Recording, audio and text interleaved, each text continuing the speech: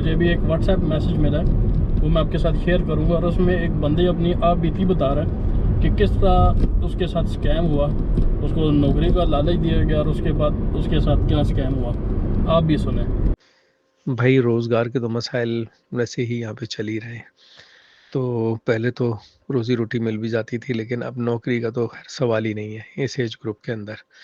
हमें एक स्कैम में हम फंस गए थे, बल्कि अगवा हो गया था मैं लाहौर तक।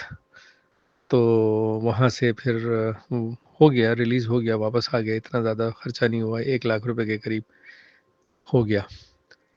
कुछ स्कैम इस तरीके से निकला कि इंडीड इंटरनेशनल फोरम है, उस पर मैंने सीवी सबमिट की थी।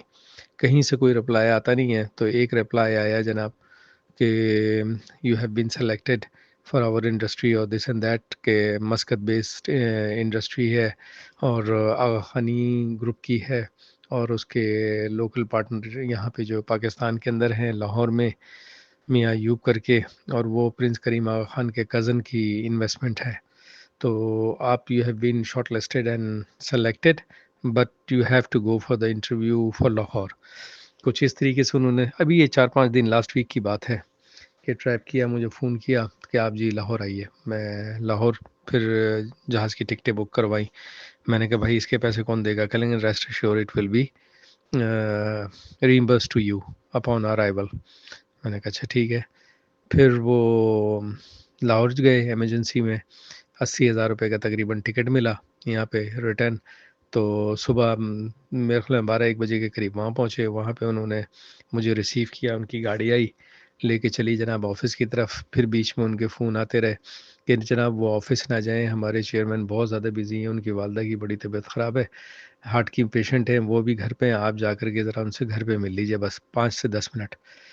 घर गए उनके, भाई थॉरो जेंटलमैन, ज़बरदस्त किस्म की इंग्लिश, ज़बरदस्त उर्दू, जैसे सीईओ वगैरह होते हैं किसी कंपनी के, उसी स्टाइल के, डैशिंग पर्सनालिटी। बातचीत हुई, चाय कॉफ़ी हुई, बिस्किट खाए। अच्छा जी ठीक है, अब आप इनको होटल ले जाएं और यू हैव बीन सेलेक्टेड ना, और सब कुछ everything is has been done. उन्होंने मेरे सामने इंस्ट्रक्शन दे रहे हैं कि इनका कॉन्ट्रैक्ट लेटर साइन करो, इनकी गाड़ी का सब चीज़ें पेपर्स निकालो और इनको कल जाने से पहले सब कुछ हैंड ओवर कर दो। फिर वहाँ से उनका बंदा लेके चला मुझे शौकत खानम हॉस्पिटल वगैरह, जहाँ पे उधर होटल हैं छोटे छोटे से, वहाँ पे मुझे उसने ड्रॉप किया। मैं ये नहीं एक्सपेक्ट कर रहा था। अच्छा ऑफ़र उन्होंने बड़ी ज़बरदस्त दी थी। कहा कि जनाब 6 लाख रुपए आपकी तनख्वाह है और गाड़ी है, ये है वो है, दुनिया जान के बेनिफिट। तो मैंने कहा ठीक है भाई, अल्लाह की तरफ से मदद आई है, और क्या चाहिए हमें? तो 2-3 लाख भी मिल जाते बहुत था, ना कि 6 लाख। फिर उसने होटल में छोड़ा, तो होटल का किराया भी वो मुझसे कह रहा है आप दें। मैंने कहा भाई आप देंगे ना, आपका मेहमान? कह रहा नहीं आप दें तो सही, आपको कल ऑफिस में जब हम बुलाएंगे सब कुछ आपका रीइंबर्स कर देंगे। 7,000 रुपये होटल का किराया दिया, एक रात ठहरे। अब उसने मुझे किसी से मिलने नहीं दिया, मेरे वहाँ पे दोस्त भी थे, तो उसने कहा नहीं आपका पता नहीं सेकंड इंटरव्यू अभी रात में होना है, 9 बजे होना, 10 बजे होना, आप बाहर ना निकलिएगा। फिर वो रात में नहीं किया, फिर मुझसे सुबह बोलता है कि 10 बजे गाड़ी आपको पिक कर लेगी, you come over here at our office, sign the contract and we will drop you on the airport. मैंने ठीक है। फिर उनकी तरफ से एक मुद्दा आया, मैसेज आया कि 3.5 लाख रुपए इस अकाउंट के अंदर जमा करा दीजिए। मैंने कहा ये क्या है भाई? कह लेंगे ये गाड़ी की रजिस्ट्रेशन है, ट्रैकर फ़ी है और इंश्योरेंस फ़ी है। मैंने कहा वाई शुड आई पे? ये तो आप करेंगे। तो कह रहे नहीं ये पोर्शन जो है ना एम्प्लॉई को अपनी तरफ से करना होता है। मैंने कहा मेरे पास I am not carrying 3.5 lakh रुपए विद मी, मेरे पास तो इतने पैसे नहीं हैं, और अगर होंगे भी तो मैं कराची पहुंच के ही कर सकता हूँ, अभी तो नहीं कर सकता। आप किसी दोस्त से कह दीजिए, ये कह दीजिए वो। मैंने कहा नहीं भाई इतनी बड़ी रकम मैं नहीं कर सकता। कह लेंगे अच्छा ऐसा कीजिए, आप 75,000 रुपये सिर्फ रजिस्ट्रेशन के दे दीजिए, बाकी वी विल सी लेटर। अब यहाँ मेरा दिमाग ठनका। मैंने कहा यार ये क्या चक्कर है? अभी तक मेरे जहन में नहीं आ रहा था। मेरे वहाँ पे एक दोस्त हैं आसिफ करके, उनको फ़ोन किया मैंने कहा यार ऐसी ऐसी बात है।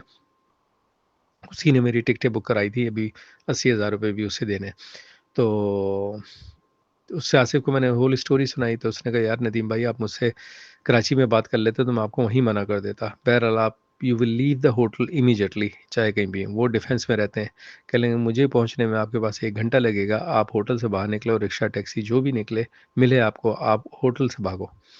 ये पूरा यहाँ पे स्कैम चल रहा है। खैर मैंने बाहर से रिक्शा लिया, 1,500 रुपये में रिक्शा तय हुआ। वो डिफेंस की तरफ जा रहा है, घंटे भर का रास्ता। इस दौरान बीच में क्या हुआ, आसिफ ने कहा था फ़ोन आप बंद नहीं कीजिएगा, आप मुझसे कांटेक्ट में रहिएगा। तो आधे घंटे तक कोई आसिफ से बातचीत नहीं हुई, तो रक्शे का इतना शोर था कि मैंने वो मोबाइल फ़ोन अपने ब्रीफ केस में सामने वाली जेब में रख दिया। अब इस दौरान उस बेचारे ने कॉल की, तो मैं शोर की वजह से मुझे आवाज़ नहीं आई। 7-8 कॉलें, जब मैंने देखा उसको, मैंने रिस्पॉन्ड किया, वो तो बुरी तरीके से चीख-चिल्ला रहा था, रोने लग गया। कह रहे, यार नदीम भाई क्या हरकत करते हो, आपने फ़ोन नहीं उठाया, मैं तो समझा आप गए हो, रिक्शे वाला भी आपको ले गया, उनके साथ मिले हुए थे। अभी इनका ये प्लान था कि आपको ऑफ़िस बुलाते और वहाँ पे आपको रोकते, फिर वो अपनी डिमांड करते। अगर आप उनके साथ चले जाते आज सुबह, तो 5-10 लाख से कम में जान नहीं छूटनी थी। फिर आसिफ मिला मुझे 10 बजे, उस बेचारे ने नाश्ता-वाश्ता करवाया और 11 बजे मुझे एयरपोर्ट पे ड्रॉप किया कि मैं वापस आया। तो इस तरह उनके चुंगल से बचे। उन्हें कोई रैंसम तो नहीं देना पड़ा, तकरीबन लाख रुपए मेरे ऊपर खर्च हो गए। बस यही हुआ कि अल्लाह ताला ने बड़ी मुसीबत से बचाया। और बस यार आ जाते हैं, क्या करें, सब लोग मशवरे दे रहे हैं, यार तुमको ये सोचना चाहिए था, वो सोचना। मैंने कहा यार दिमाग माऊफ हो जाता है, कुछ समझ में नहीं आता है कि क्या कुछ, सारी दुनिया घूमी हुई है, इतने पढ़े लिखे हैं, सब कुछ हैं, लेकिन आ गए उनके झांसे में। तो सब ने बोला कि भाई आपकी जान बची, वरना अगर उनको पैसे नहीं मिलते तो जान भी ले लेते हैं। तो बहरहाल आप सब लोगों की दुआएं हैं, माँ बाप की, बहन भाइयों की, रिश्तेदारों दोस्तों की, तो जो हम इस तरीके से बच गए। मैंने इसलिए आपको सुना रहा हूँ कि आपके भी सोशल सर्किल में लोग होंगे यहाँ पे भी, तो ज़रा सबको बता दो भाई इस तरह के धोखे में ना आए। ठीक है भाई बशर, बहुत शुक्रिया, अल्लाह हाफ़िज़।